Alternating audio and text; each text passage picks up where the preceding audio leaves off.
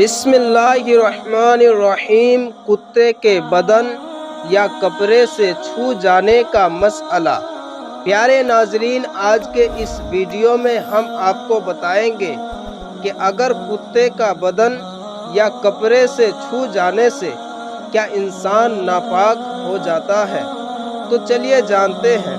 کچھ لوگ سمجھتے ہیں کہ کتے کا جسم اگر انسان کے جسم یا کپڑے سے لگ جائے تو وہ ناپاک ہو جاتا ہے۔ یہ ان کی غلط فہمی ہے۔ کتے کا صرف چھو جانا ناپاکی نہیں لاتا۔ ہاں، اگر کتے کے جسم پر کوئی ناپاکی لگی ہو اور آپ جانتے ہیں کہ وہ ناپاک چیز ہے اور وہ اس کے جسم سے آپ کے لگ گئی، تو جہاں لگی وہ جگہ ناپاک ہے۔ یوں ہی کتے کا پسینہ اور اس کا لعاب یعنی تھوک بھی ناپاک ہے۔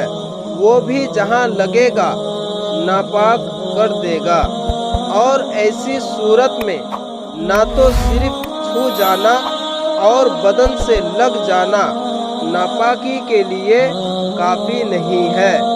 البتہ کتا پالنا اسلام میں منع ہے۔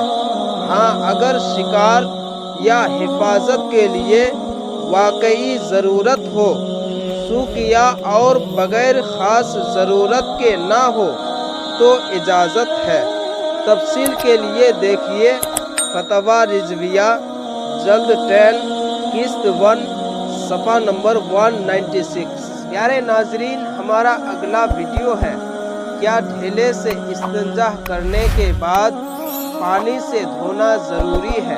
پیارے ناظرین، ویڈیو پسند آئے تو لائک کریں اور چینل کو سبسکرائب کریں تاکہ اسی طرح ویڈیو سب سے پہلے آپ تک پہنچ سکے۔